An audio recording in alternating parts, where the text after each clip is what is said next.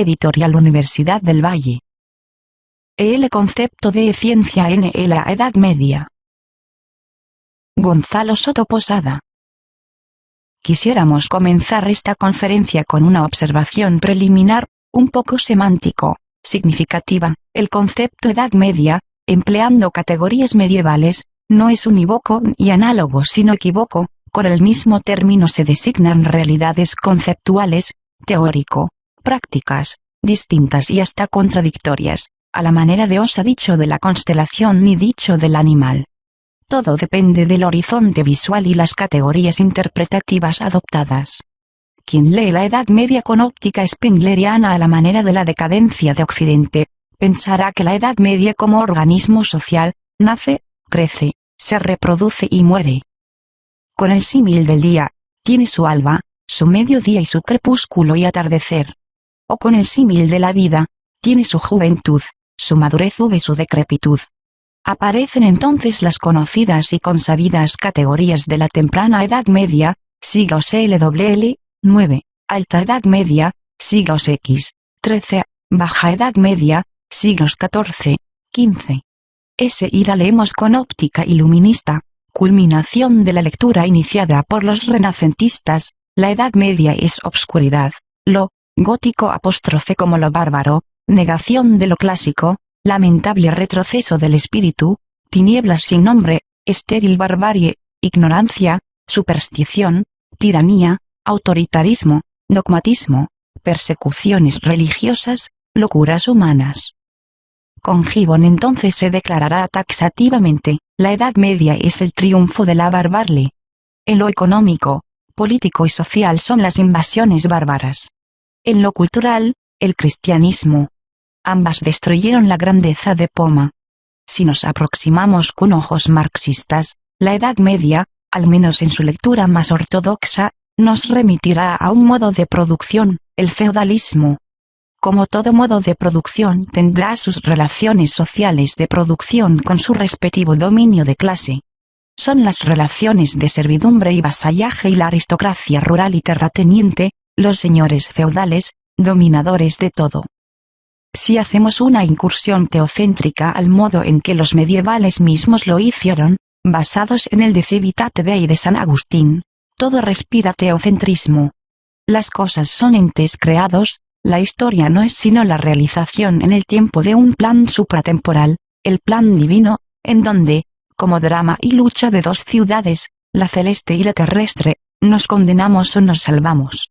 El medioevo entonces, medium aevum, es esa etapa intermedia en el peregrinar del ser humano en su retomo a su punto de partida, la divinidad, sentido y lagos de todo.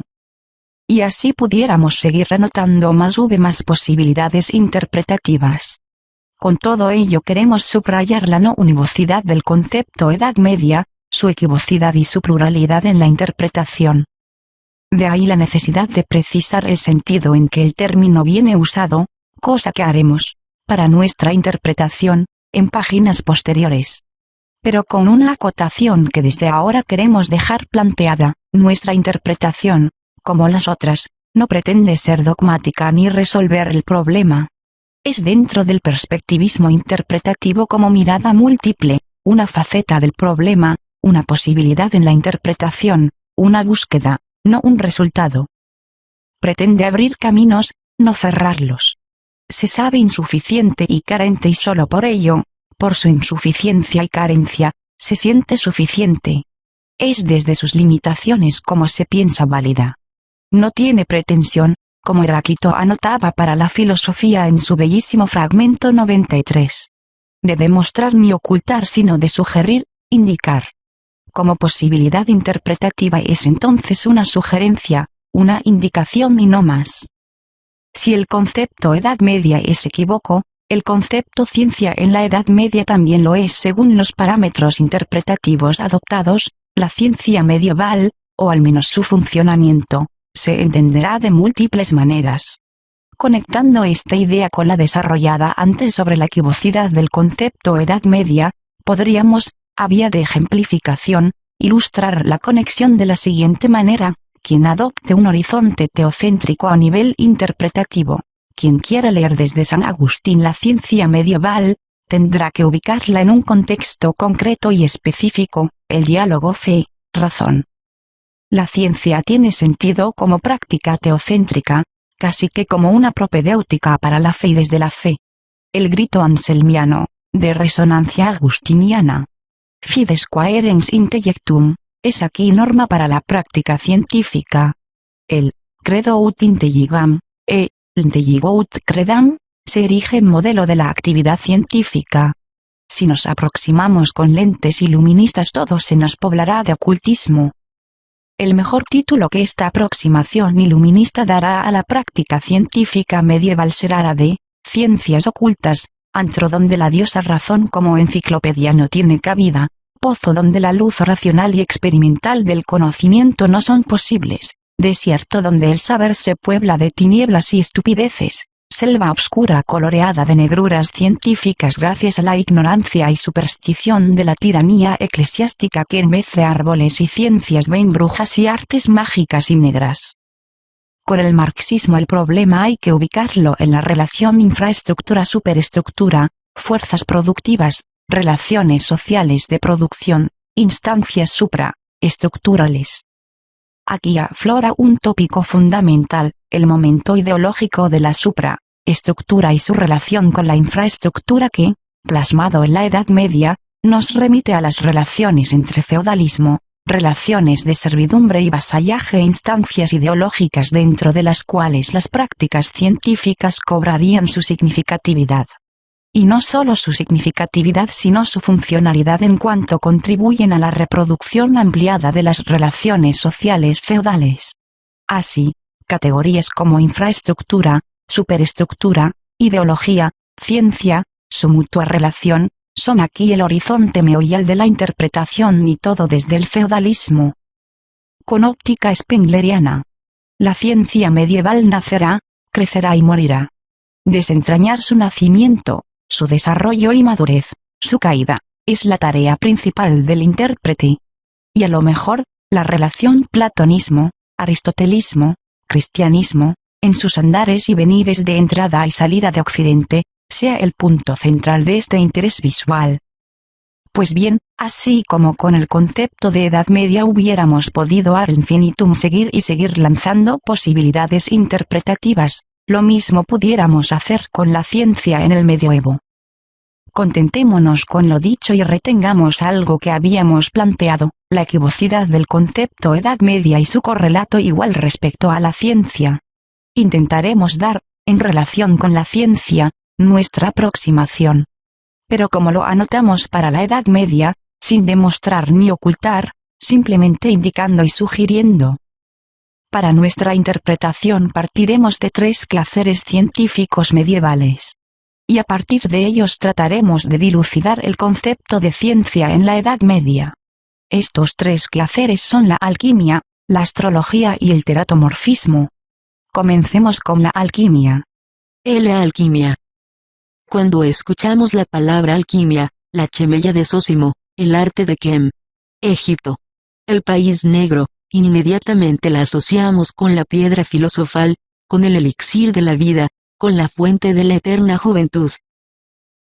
La asociación es válida, pero cuando la hacemos casi nunca pensamos en lo que tras la piedra, el elixir, la fuente, está escondido o a lo sumo, como buenos cartesianos, vemos en todo ello mero ocultismo, quimeras, cosas del pasado.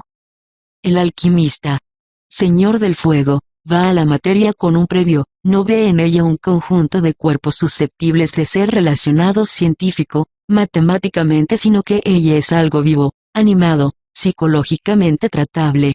Se intenta hacerla morir y resucitar, divisio nuptiae.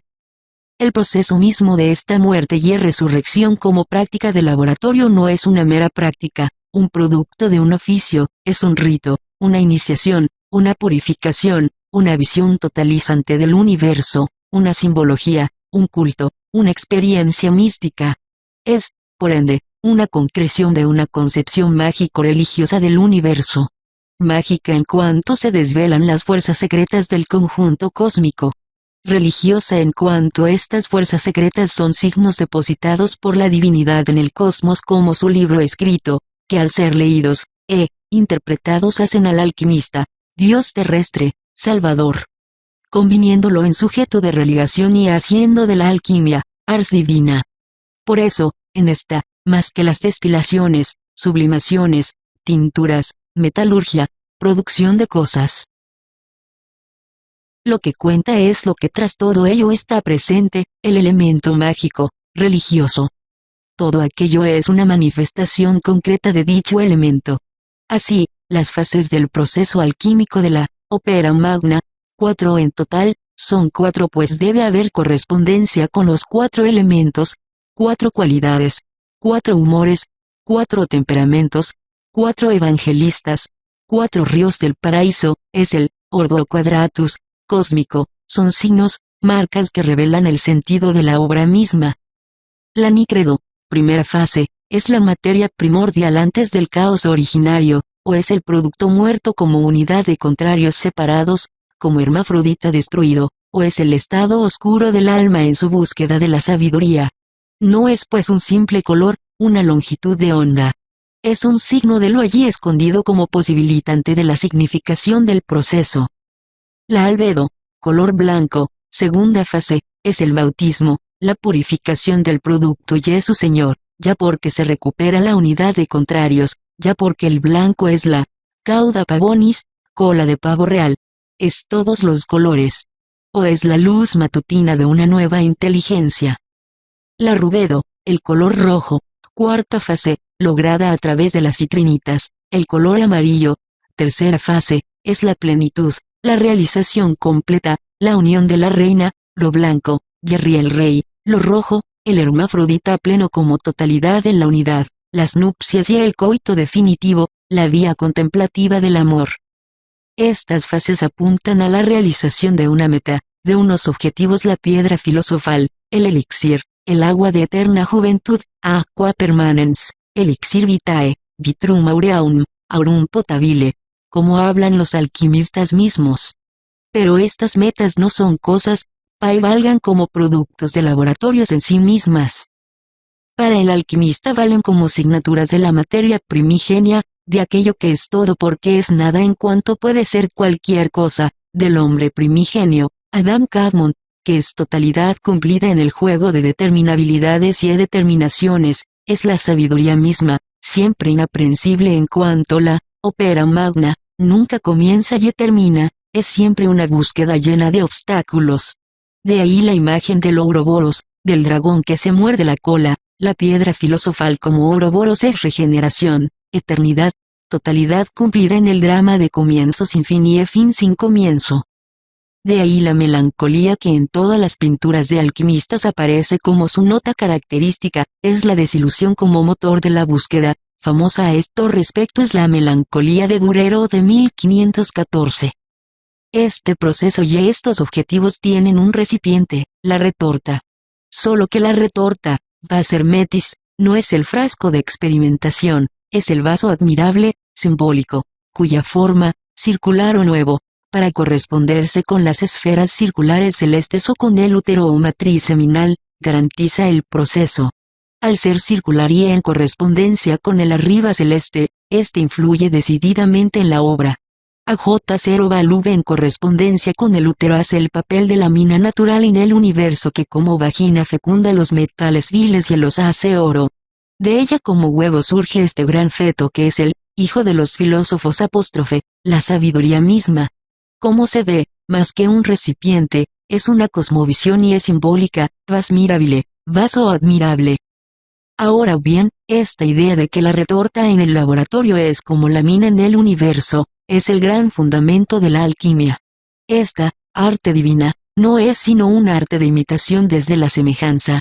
Lo que se quiere decir con esto es que el alquimista en su laboratorio repite la naturaleza, lo que la naturaleza hace en su laboratorio natural, las minas, él lo hace en su laboratorio artificial, mina artificial.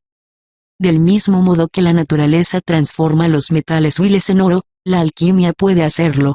Se trata, por lo mismo, de establecer una relación de correspondencia, una comunicación de propiedades como parentesco, imitación, entre el macrocosmos de las cosas y el microcosmos de la obra alquímica. Este sintetiza y resume lo que el oro representa macro, cósmicamente lo hace la piedra filosofal micro, cósmicamente. El oro es plenitud, divinidad metálica, sol de metales, riqueza y brillo en totalidad. La piedra filosofal es la totalidad de sabiduría. Dios terrestre, sol de nupcias alquímicas, unidad total cumplida, riqueza plena, síntesis resumen de hombre, mundo y divinidad. Así como el hombre en su corporeidad y espiritualidad, sintetiza el arriba, Dios, ángeles, astros, y el abajo, animales, vegetales y minerales, así la piedra filosofal sintetiza arriba y abajo, se une con su dominador, el alquimista, con la mina natural, y de estas correspondencias unitivas surge como lo más maravilloso. Es, pues, símbolo, marcatura, sello, idea mística, cosmovisión, trabajo por semejanza. De todo lo que hemos dicho necesariamente se puede deducir el elemento religioso de la alquimia. Su nombre mismo, ars divina, nos pone en este contexto. El Ouroboros, serpiente, dragón que se come la cola, nos remite a las religiones primitivas en las que la serpiente, Babilonia por ejemplo, era objeto de sacra veneración. Imagen visible de la divinidad, la piedra misma se parangona con la Trinidad cristiana en cuanto es una trina, magnesio, azufre, mercurio, objeto de culto y es sabiduría. La ópera magna apóstrofe como proceso es un acto cultual, de iniciación en los misterios cósmicos, proceso místico de sublimación en la sabiduría. El alquimista mismo, como Señor del Fuego, en trance de sabiduría, deviene un pequeño Dios en la tierra, quasi Deus in terra, como Dios en la tierra. La naturaleza se percibe como sacramento de la divinidad, sacramentalidad que viene interpretada por el alquimista. Y muchas cosas más.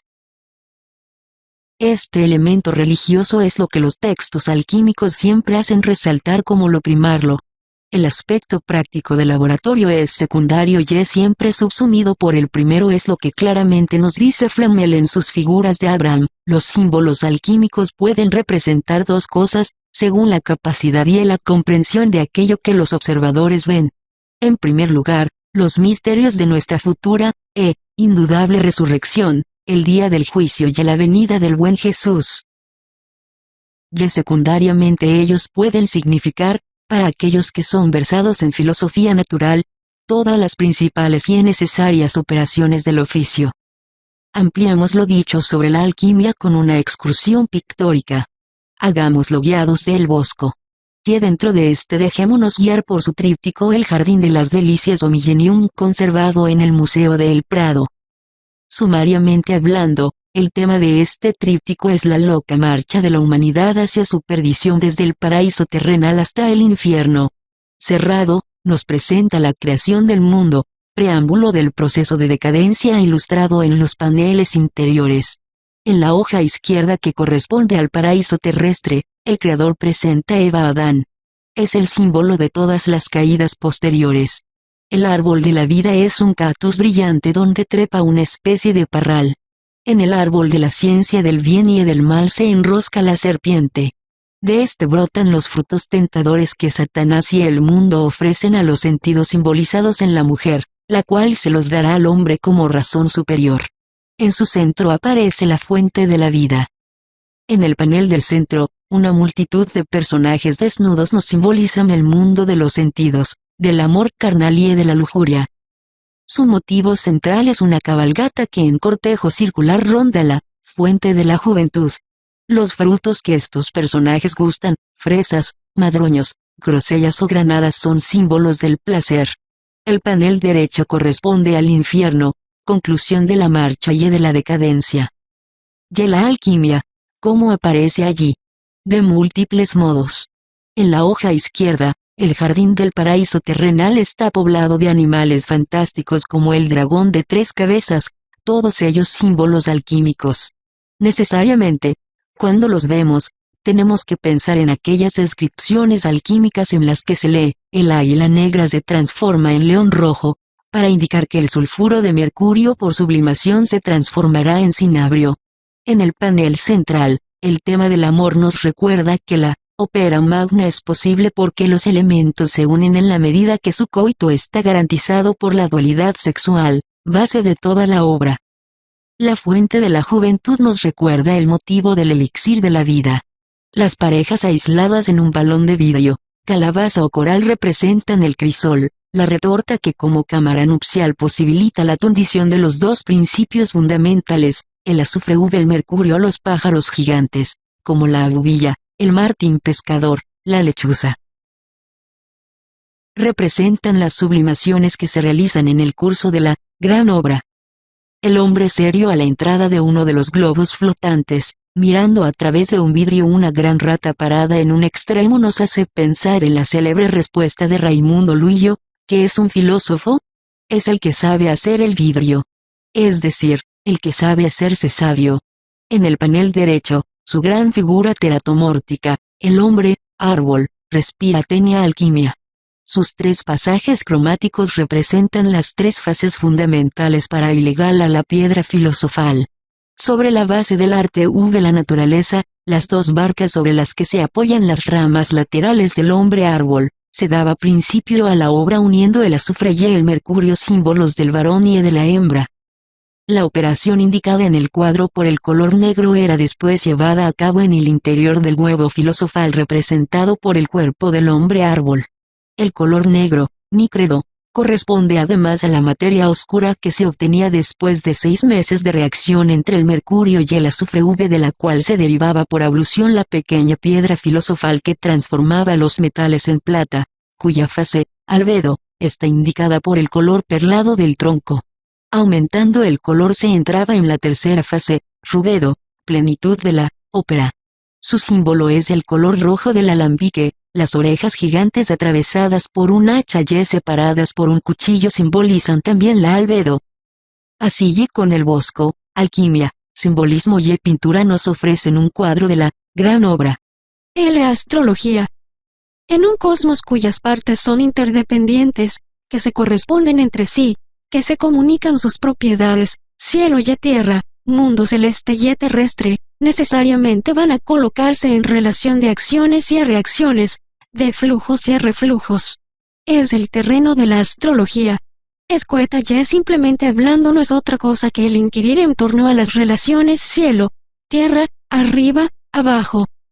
Y en esta indagación una de las preocupaciones más constantes es el influjo de los cuerpos celestes sobre la tierra y sus seres, inanimados y animados.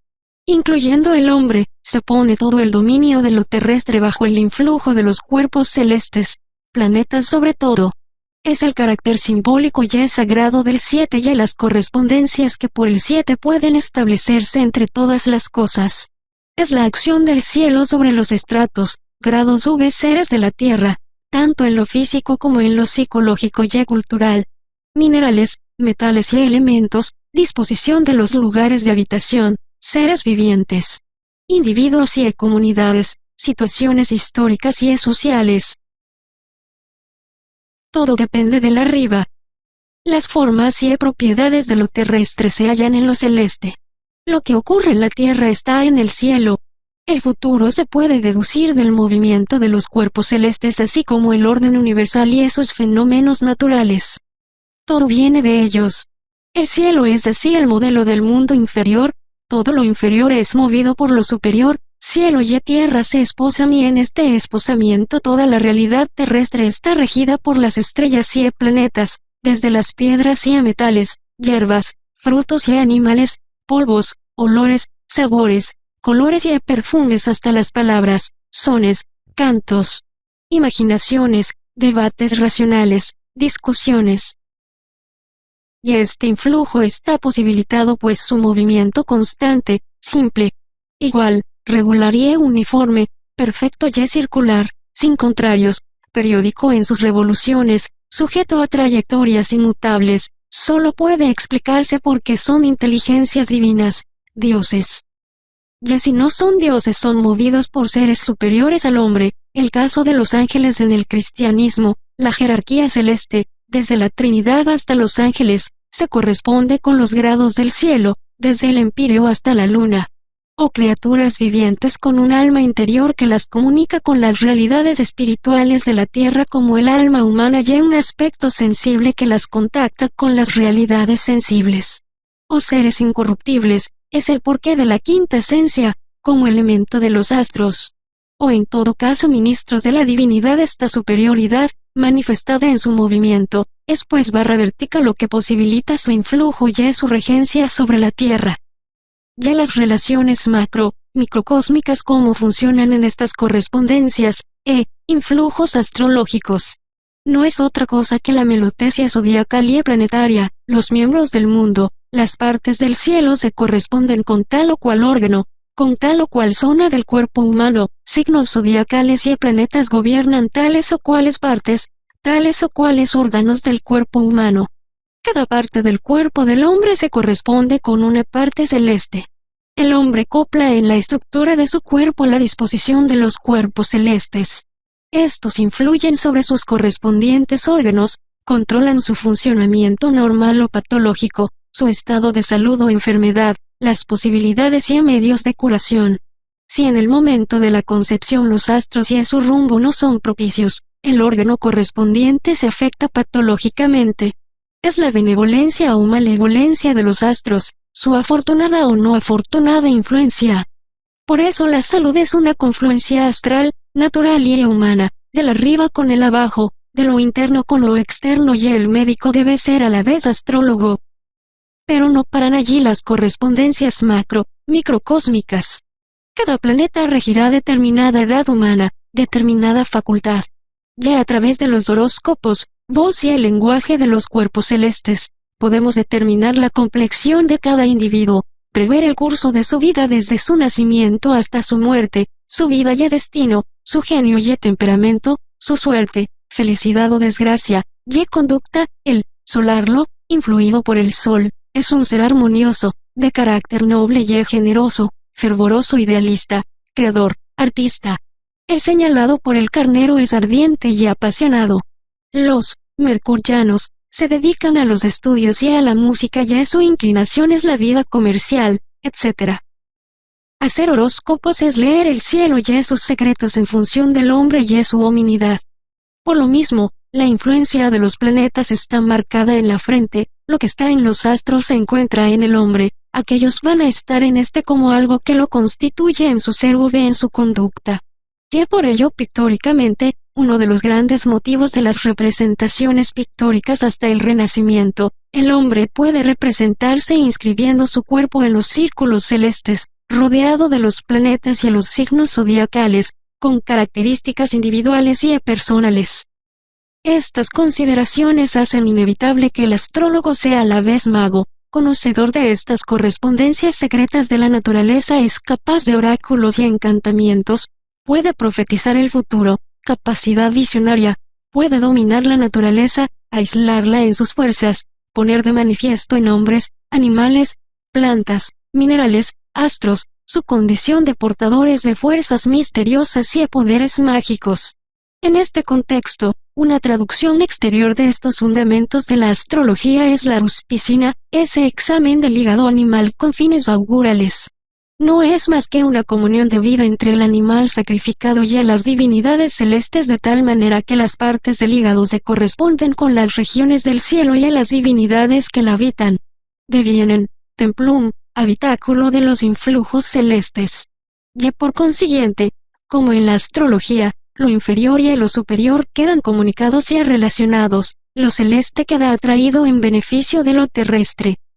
En última instancia, por esta ligazón ciclo-tierra y observando los astros, podemos predecir fenómenos puramente naturales, como los meteorológicos, o curar o averiguar los destinos de hombres y pueblos.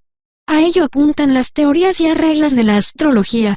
Y esta, ¿cómo se puede deducir?, no es sino la puesta en juego de las correspondencias microcósmicas. El heterotomorfismo. Como correspondencias y cruces en el universo, sus distintos seres se comunican sus propiedades. Y en este intercambiarse de propiedades surge una serie de representaciones fitozo-antropomórficas, donde los atributos de lo animado están en lo inanimado, los de lo inanimado en lo punto mimado, los de las plantas en los animales y hombres y viceversa, los animales en los hombres y viceversa, donde lo natural y lo monstruoso, lo real y lo fantástico se desposan. Nace una fauna teratomorfa, los híbridos, los animales fantásticos, la escenografía fabulosa, las familias de monstruos, la flora fantástica, los minerales con figuras animales humanas, los volátiles, los reptiles, los hombres mitológicos. Y ello en todas las combinaciones posibles, artificiales y naturales. Es lo que llamamos el teratomorfismo. Pero lo importante no es que dichos seres existan o número, lo que hay que ver en ellos es su simbolismo, su carácter alegórico y la profunda convicción de la unidad entre todos los estratos del cosmos, de cómo, por semejanza, todos ellos están trabados y asociados. Es esto entonces lo que hay que ver, por ejemplo, en las alegorizaciones antropozoomorfas de la mujer, pescado, mujer, vicio, mujer mundo, o de los animales fantásticos y exóticos de las catedrales góticas o en toda la fauna fantástica del medioevo o en la elaboración de cristales, instrumentos musicales, lámparas, copas. Con sus formas zoomorfas y antropozoomorfas. Todos los seres, en conjunto, combinan sus cualidades y se mezclan casi que en una nueva creación. Mas, no se detiene allí el teratomorfismo. Paralelo a él y en íntima conexión aparece la fisionómica, ese arte de descubrir en la fisonomía y rasgos el carácter de cada uno, poniendo en relación de semejanza, conversión, identificación, cada parte del cuerpo humano con un animal, antropozoomorfismo, con lo cual se pueden desvelar las cualidades y caracteres de cada persona, pues, los animales son signos de vicios o virtudes. De este modo, los 4 temperamentos no solo se identifican en los 4 elementos sino en 4 animales, el colérico es como el fuego y el león, el flemático como el agua y el cordero, el sanguíneo como el aire y el mono, el melancólico como la tierra y el cerdo. En otros términos, la figura de cada animal es signo de sus propiedades y pasiones. Es posible identificar en el hombre estas figuras y en consecuencia, quien las posea tendrá los mismos caracteres del animal identificado. Son las equivalencias antropozoomorfas que, ligadas a los bestiarios, hacen de los animales signos de cualidades o defectos, de vicios o virtudes, de tal o cual modo de ser. Conclusión. Después de estas aproximaciones en torno a estas 3 prácticas científicas medievales, ¿qué será la ciencia para un medieval? En todas ellas vemos cómo conocer científicamente es buscar semejanzas entre las cosas, es interpretar como unir de la seña o marca visible a aquello que se dice a través de ella y que nos permite descubrir el sentido de las cosas. Con ello ya estamos pisando los terrenos de lo que con Foucault podemos llamar episteme de la semejanza. Buscar el sentido, es poner en claro lo que se asemeja. Buscar la ley de los simios es descubrir las cosas que son semejantes. Las prácticas científicas medievales no conocen nada sino siguiendo los caminos de la semejanza. ¿Cuáles son estos caminos? Con el mismo Foucault podemos distinguir 4, conveniencia, emulatio, analogía y simpatía, antipatía. Por la conveniencia, las cosas comunican sus propiedades estableciendo entre ellas parentescos, ligazones, ajustamientos, paralelismos, correspondencias, coherencias, equivalencias, conexiones, influencias, vínculos, intercambios. El mundo, por todo ello, es una trabazón orgánica, una comunión universal entre todos sus seres. Así, y retornando a las prácticas científicas explicadas, los cuerpos celestes influyen sobre el hombre y el conjunto de criaturas y dominios terrestres. La retorta debe ser oval o circular para corresponderse con las esferas circulares celestes o con el útero o matriz seminal. 4 son las fases de la ópera magna, para corresponderse con el ordo quadratus cósmico. La emulación es el juego explicativo modelo copia que establece entre las cosas una relación especular. Las 7 aberturas en el rostro humano son reflejo de las 7 aberturas celestes, los planetas, su modelo. El rostro es como el cielo. El alma se espeja en el rostro. El laboratorio del alquimista es como la mina natural. La analogía es la superposición de conveniencia y emulación, y en esta superposición, como síntesis, el hombre se piensa como microcosmos, es decir, como síntesis y resumen del cosmos y ello por las correspondencias microcósmicas. En la astrología, los 7 planetas cuyas revoluciones aseguran el circuito vital del cosmos, se corresponden con los 7 órganos del hombre, su circuito vital: bazo, Saturno, hígado, Júpiter, bilis, Marte, corazón, Sol, riñones, Venus, pulmones, Mercurio, cerebro, Luna. Lo que la faz del cielo es al éter, es el rostro al cuerpo del hombre. Así como el sol disipa las tinieblas del macrocosmos, la razón en el microcosmos disipa el error y la confusión. En el macrocosmos 3 partes, cielo o empíreo, cielos o atmósfera y tierra; en el microcosmos cabeza, corazón y partes inferiores. Por eso, el hombre, para un medieval, por ser microcosmos, por comunicarse con el arriba, Dios, ángeles, astros, y con el abajo, minerales, vegetales, animales, es cópula del mundo, medianía entre lo superior y lo inferior. La astrología y la alquimia trabajan con este marco analógico esta concepción del hombre. Por la simpatía las cosas se asimilan, se identifican. Por la antipatía, se dispersan, mantienen su individualidad. En la astrología, por simpatía, los cuerpos pesados son atraídos por la tierra y los ligeros por el éter; el tornasol gira con los rayos del sol y el selenótropo con la luna. En la alquimia, los elementos se unen o se separan por amor u odio.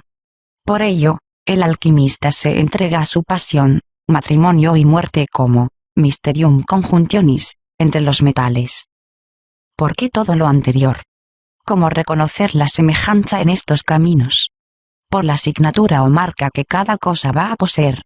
Es que para la ciencia medieval las cosas son signos, el mundo es un jeroglífico que hay que descifrar, las cosas mismas son palabras. Ese y el hombre es un mundo menor, el mundo es un hombre que habla, es un gran libro abierto, con gradamos que hay que desvelar, con estigmas sobre las cosas. Todas las cosas son rúbricas, señales, indicios, secretos, contenidos. Dios creó el mundo y nada en él ha quedado sin signos exteriores; el mundo es como un libro escrito por Dios y para conocer el hombre debe registrar, leer, escribir, descifrar estas signaturas, esta red de signos que atraviesa la totalidad cósmica. Juego de signos y semejanzas, a través de los cuales podemos descubrir los secretos, la naturaleza, las virtudes de las cosas mismas. Este lenguaje de las cosas como signos las hace significativa y descubrir este significado de las cosas como signos es precisamente la tarea del saber científico medieval. Es que para un medieval investigar es, investigium ire, ir en búsqueda del vestigio. Para ir en su búsqueda la semejanza le sirve de configuración mental y el simbolismo cósmico de motor en la búsqueda. De este modo, la alquimia, por retomar una de sus prácticas, no labora con ojos de modernidad cartesiana, ojos científico, matemáticos, axiomáticos que trabajan los fenómenos con base en leyes como relación necesaria entre fenómenos variables. El horizonte visual del alquimista es otro. Sus reglas de interpretación son otras, el conocimiento, la explicación de las cosas se hace desde la semejanza como un correr las signaturas o mareas de las cosas, estableciendo analogías, correspondencias, simpatías, emulaciones entre ellas, a través de las cuales la naturaleza como libro lleno de signos y marcas viene desocultado e interpretado. En fin, para terminar, y apuntando a lo que ha sido nuestra aproximación a la ciencia medieval desde la semejanza, digamos con Isidoro de Sevilla en sus etimologías. El médico también debe saber astronomía, por lo cual se conoce la razón de los astros y mutaciones de los tiempos, pues, como dicen algunos médicos, nuestros cuerpos reciben el influjo de estas variaciones. Libro 4. C.xlwl. Número 4.